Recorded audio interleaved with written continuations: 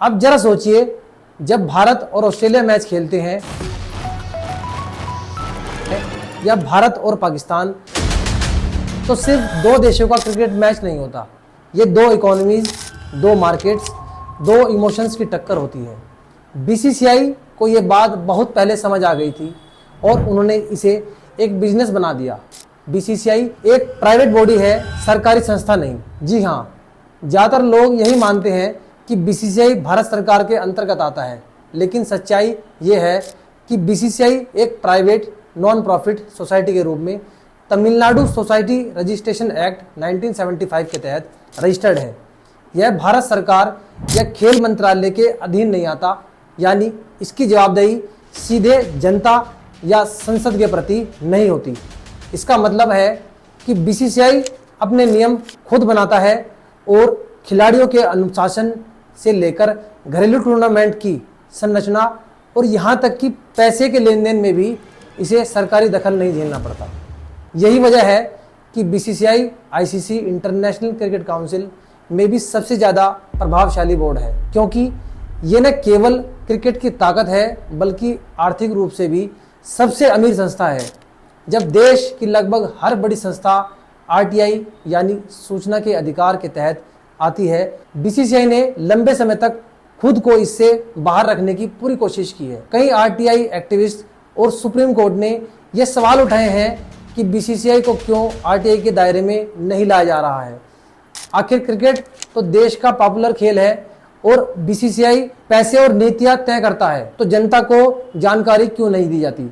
हालांकि 2018 में supreme court की लोधा समिति ने सिफारिश की थी कि बीसीसीआई को आरटीआई में लाया जाए, लेकिन बीसीसीआई ने इस पर सीधा अमल नहीं किया। बीसीसीआई ने खुद को एक नॉन प्रॉफिट संस्था बताया हुआ है ताकि उससे टैक्स में राहत मिलती रहे, लेकिन जब आईपीएल शुरू हुआ तो टैक्स डिपार्टमेंट ने कहा अब आप केवल क्रिकेट प्रमोट नहीं कर रहे बल्कि एक व्यावसायिक लीग चला रहे हैं, यानी प्रॉफिट बना रहे हैं। इस आधार पर 2008 के बाद बीसीसीआई की कर छूट टैक्स एग्जम्पशन को खत्म कर दिया गया और करोड़ों के टैक्स नोटिस भेजे गए।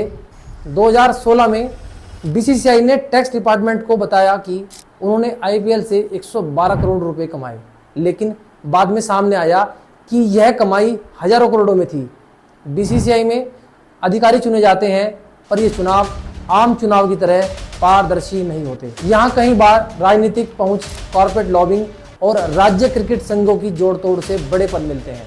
उदाहरण के तौर पर जय शाह गृह मंत्री अमित शाह के बेटे और निर्मल शेट्टी, अनुराग ठाकुर जैसे कई राजनेता या उनके रिश्तेदार यहाँ महत्वपूर्ण भूमिकाओं में हैं।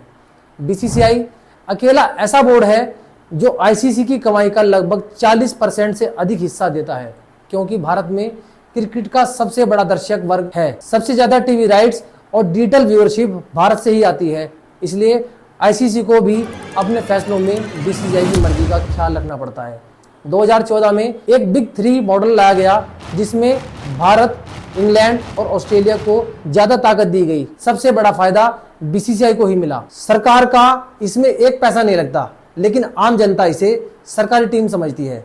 जब बीसीसीआई कोई सीरीज आयोजित करता है तो हर पहलू को माइक्रो लेवल पर मॉनिटर किया जाता है। कौन सी टीम कब आएगी, कौन से शहर में मैच होगा और स्टेडियम की क्षमता, टिकट प्राइसिंग और यहाँ तक कि मैच के टाइमिंग भी इस तरह से सेट किए जाते हैं ताकि प्राइम टाइम पर सबसे ज्यादा व्यूअरशिप मिले। यही रणनीति आईपीएल में भी लागू होती है। आईपीएल की शुरुआत 2008 में हुई। उसी वक्त भारत में इंटरनेट पॉपुलेशन तेजी से बढ़ रही थी और मोबाइल फोन सस्ते हो रहे थे। बीसीसीआई ने देखा कि अगर क्रिकेट को एंटरटेनमेंट की तरह पेश किया जाए तो ब्रांड वैल्यू कई गुना बढ़ सकती है। हर टीम एक शहर को रिप्रेजेंट करती है, इससे लोकल इमोशन जुड़ता है। फ्रेंचाइजियों ने पैसा लगाया, विदेशी खिलाड़ी आए और भारतीय युवाओं को एक नया मंच मिला। आज आईपीएल की ब्रांड वैल्यू $10 बिलियन के पार है। बीसीसीआई की पावर सिर्फ भारत तक सीमित नहीं है। आपने देखा होगा कि आईसीसी की कई बड़ी घोषणाएं या तो भारतीय मीडिया के जरिए लीक होती हैं या फिर सबसे पहले भारत में ही प्रमोट की जाती हैं। इसके पीछे एक वजह है, आईसीसी को आय का ज़्यादातर हिस्सा भारतीय मार्केट से ही मिलता है। जब आईसीसी किसी टूर्नामेंट की बिडिंग करता है तो भारत सबसे बड़ा स्पॉन्सर, सबसे बड़ा ब्रॉडकास्ट राइट होल्डर और सबसे बड़ा दर्शक बनकर सामने आता है। इसका असर ये होता है कि आईसीसी बीसीसीआई के खिलाफ कोई भी फैसला लेने से डरता है। आज बीसीसीआई के हर इवेंट में आपको रिलायंस, टाटा, बायजूस, ड्रीम11, पेटीएम जैसे ब्रांड्स दिखेंगे। ये सिर्फ स्पॉन्सरशिप नहीं है, ये क्रिकेट के जरिए ब्रांड बिल्डिंग है। हर कंपनी जानती है कि अगर वो भारतीय क्रिकेट फैन तक पहुंचना चाहती है तो उन्हें बीसीसीआई से जुड़ना ही होगा। यहाँ तक कि अब विदेशी कंपनियां भी भारत के क्रिकेट सिस्टम में एंट्री के लिए आईपीएल फ्रेंचाइजी खरीद रही हैं। लेकिन इतनी शक्ति के साथ कुछ विवाद भी जरूर आते हैं। जैसे आज भी भारत क्रिकेट में पारदर्शिता की कमी साफ दिखाई देती है। खिलाड़ियों का शेड्यूल ओवरलोडेड है।